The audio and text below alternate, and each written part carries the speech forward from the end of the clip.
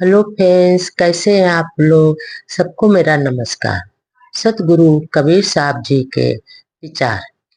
बूढ़ी गए नाही आपू सम्हारा, ऊंच नीच कहू काहि चुहारा। ऊंच नीच है मध्य की बानी, एक पवन एक है पानी। एक मटिया एक कुम्हारा, एक सबन का सृजन हारा। एक चाक सब चित्र बनाए, नाद बिंद के मध्य समाये। व्यापक एक सकल की ज्योति, नाम धरे का कहिए भोते। राक्षस करनी देव कहावे, बाध करे को पाल न भावे। हंस दे तज न्यारा होई, ताकर जात कहे धो कोई। स्याह सफेद की राता पियारा, अब रण बरण की ताता सियारा। हिंदू तुरक के बूढ़ो बारा, नारी पुरुष का करहु विचारा। कहिए काहे कहा नहीं माना, दास कबीर सुई पै जाना।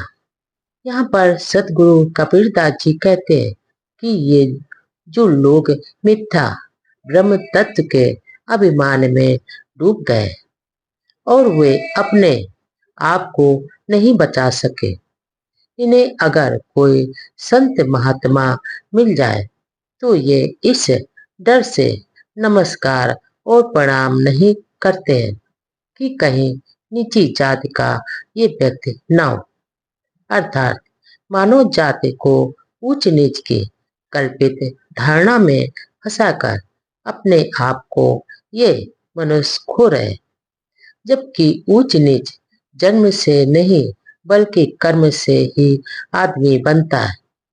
और जब सबके शरीर में एक ही पवन और एक ही वीर और जल एक ही है, प्राण भी एक ही है और मिट्टी एक ही मिट्टी आदि से ये सारे मानव बने हुए और बनाने वाला भी एक ही कुम्हार है।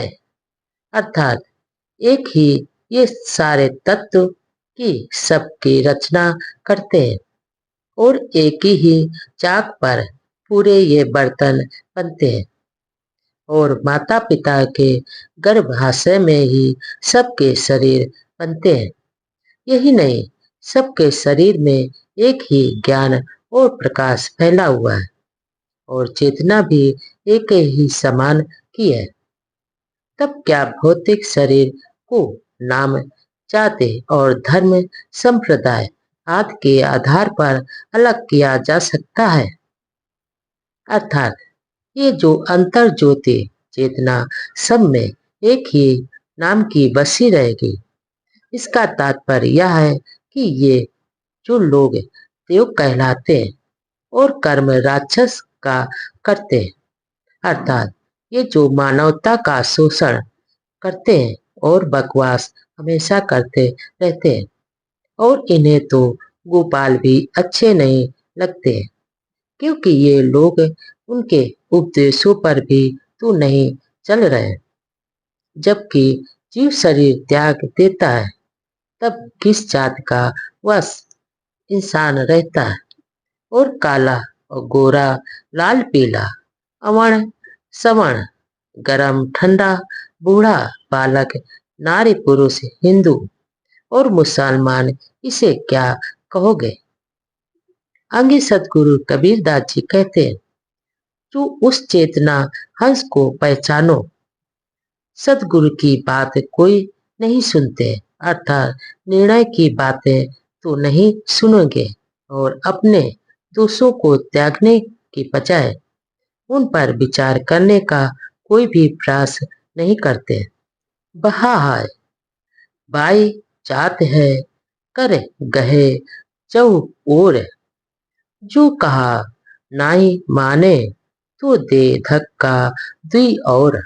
यहाँ पर सतगुरु कबीरदास जी कहते हैं कि ये जो लोग चारों तरफ हाथ मुंह मारते रहते हैं और मिथ्या भ्रम की धारा में बहे जा रहे, परंतु ये संतों और अगर ये हित की बात नहीं मानते और नहीं करते तो भी दो बातें समझने का प्रयास मत करो।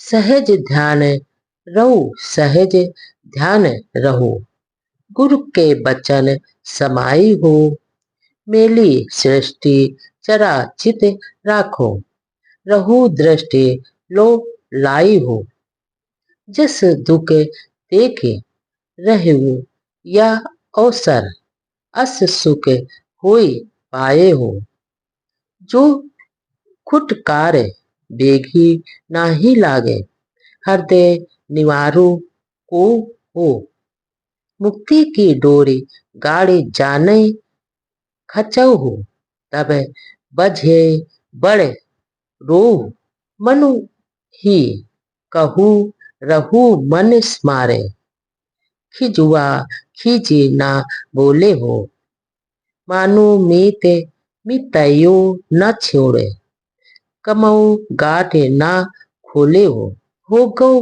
भोगे, मुक्ति जाने भुलाओ, योग युक्ति तन साधो हो, जो या भांति करो मत लिया, ता मत को चित बाधो हो, नाई तो ठाकुर है अति दरुण, कर है चाल कुचाली हो। यहाँ पर सतगुरु कबीरदास जी कहते हैं कि हे साधको, तुम्हें निज चेतन स्वरूप के ध्यान में निमग्न रहने और सतगुरु के निर्णायक वचनों में विश्वास करने की सलाह देता हूँ।